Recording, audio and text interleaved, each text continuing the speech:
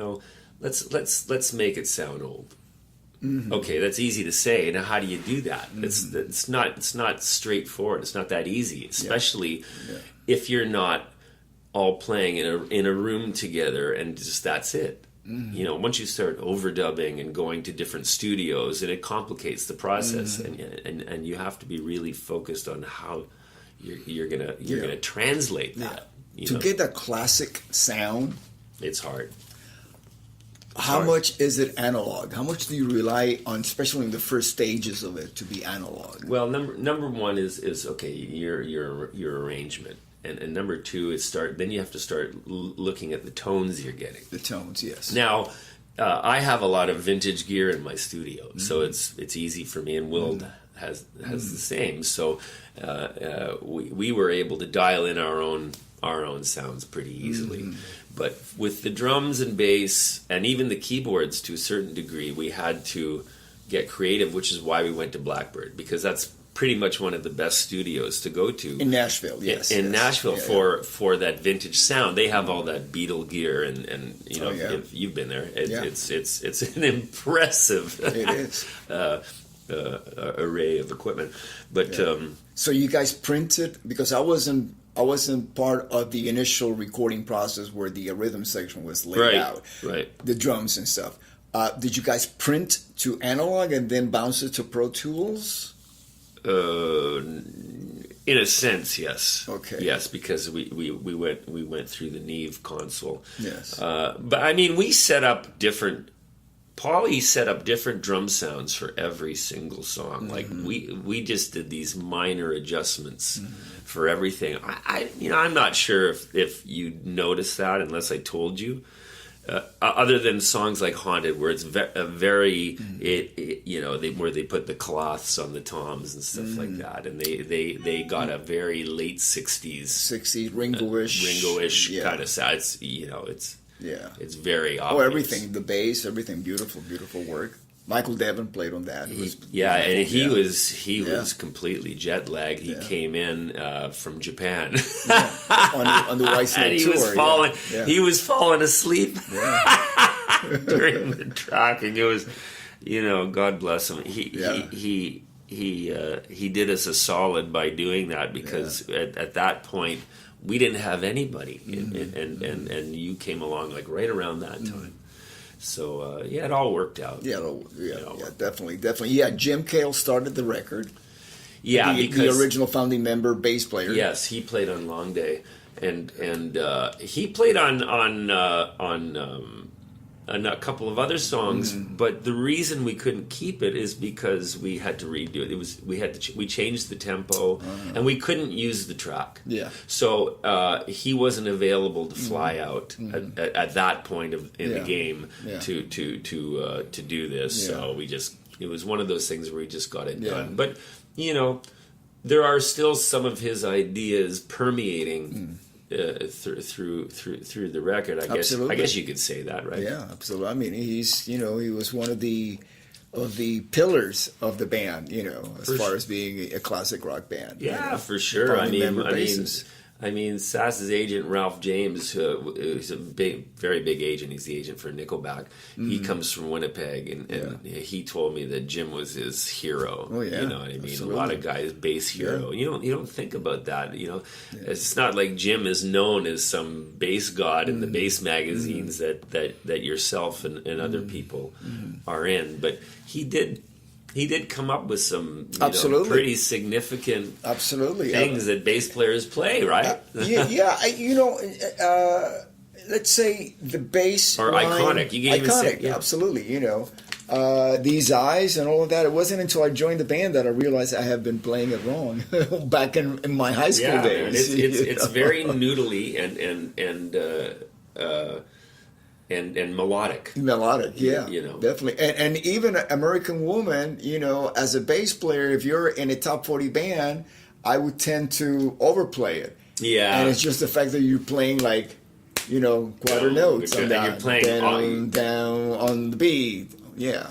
you're playing the opposite of what the guitar is. Yeah. Which is the mistake everybody makes. Exactly. Yeah. They think they're just going to play the guitar line, Yeah. da da da da da da Yeah. da da. Which is what everybody that jams, all the bass players that jam to it. Of course. Yeah. Because you have to listen to it. I had this. I wasn't aware of it until I actually spent some time listening. And it makes a to difference. Sonically, Totally. it does. Huge difference. Yeah. That and that odd bass drum, double bass drum thing. Yeah. It's definitely a subtle.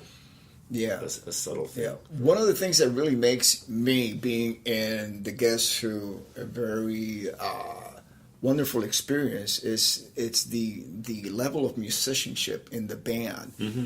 From yourself. I mean, everybody. Gary, who has been playing drums even before rock and roll existed as rock and roll. Yeah, he's very musical. Yeah, very musical. And he listens. Yeah, Leonard Shaw, our keyboard player, woodwind player, and he's very talented. Musical. I mean, all you guys have school. You guys are educated. Music education. Old. Will Ivankovich also. And another layer to it is the trust that we have in each other. Yes. That's and which leads me to. Well, you guys were it was the missing pieces of the puzzle. We've had different people come and go since I've been around.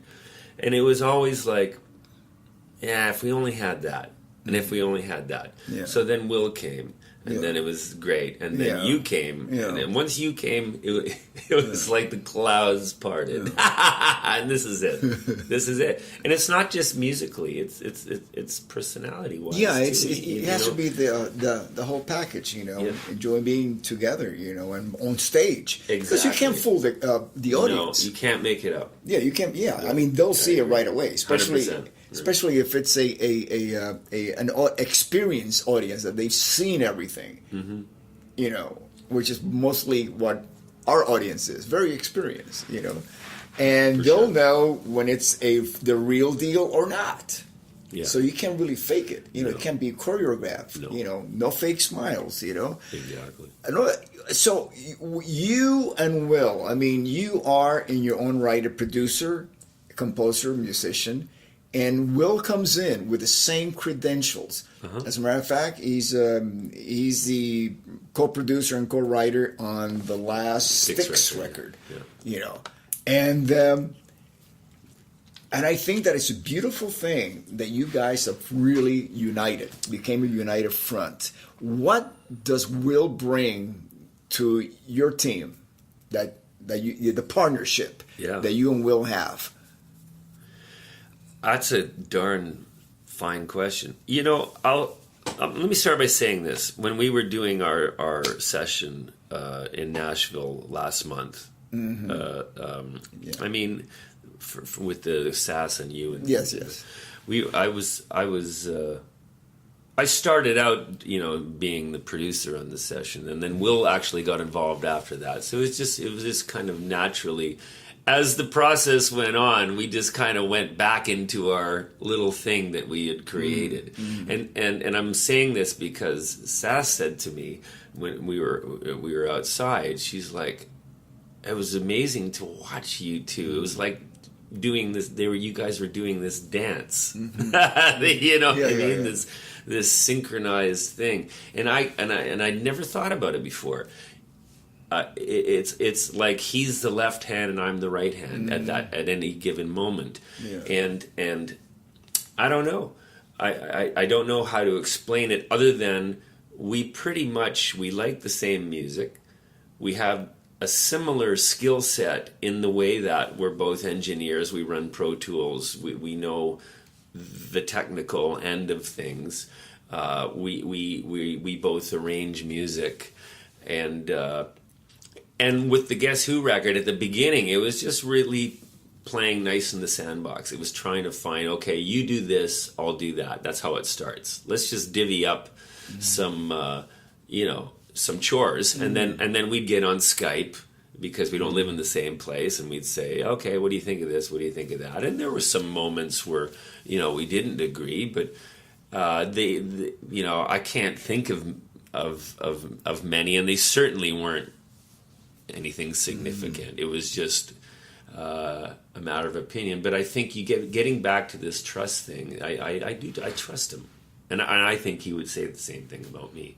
Yeah, because if not, I don't think we could work together in that capacity, because co-producing is difficult.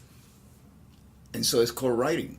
So is co-writing. It's easy to co-write when you're defined. Like if you're a lyricist and I'm writing the music, okay, it's a no-brainer. Okay, but when you do both, exactly. But our process was more to do with. Yeah. I got this great chorus. I sent it to him. Okay, you write the verse. Yeah. You know what I mean? Yeah. And then we let it go. And almost every song went quickly, except for Talks All the Time, which went through, about 5 or 6, maybe even more iterations. It was like, no, it's not killing me. It's not killing me. It's not killing me. And then I don't remember what it was. I think it was I changed the melody in the verse or something, and that opened the whole thing up. And it was worth it. It was worth being patient to do that, because that's not always the case. A lot of times when you work something to death, it means that it probably wasn't right in the first place. You know what I mean? And then some of the best songs you write in 5 minutes. Yeah. I mean, for example, if you look at a partnership like Lennon and McCartney, you could tell that they were challenging each other. Yeah. How do you guys do that? That's a good example. Well, again, when you do a co-write, it's not ever 50-50. That doesn't exist. I don't even know if you could look at it like that anyways, because you're talking about, okay, you wrote this, I wrote that, I wrote a verse, you wrote a chorus. How does it split up? It's more of, I'll have like maybe 75% of the song. In America is a great example. Yeah. Without that intro, that big hook line that Will came up with, the song isn't. To me, that's the whole thing. That's what gets you interested in the song in the first place. Yeah. Same with When We Were Young, which was the opposite, where he had the whole idea for that chorus in his head and everything, and my contribution there was lyrically in the verses, writing about us, like the Manitoba Million Milers and stuff like that, and so, and then there's songs like the other ones where we were more involved, But does it ever get to the point that, for example, Will sends you something like a really cool riff or a lyric, and you say, "Oh my God, I have to really come up with something." Yeah, well, with Will, because he does what I do. We usually do the whole demo ourselves, and we say you come up with the arrangement. You're already thinking ahead, but generally, what he will send me is something that's already on the way to being arranged. Now, we did do a bunch of songs with Leonard in the room. I can't forget that, because that was a whole different dynamic, because now you got 3 people in a room. And we went to Santa Rosa to write a song which ended up becoming Baby Comes Around. And the 3 of us got together in Will's studio, and I had the chorus pretty much written. I said, "This is my idea."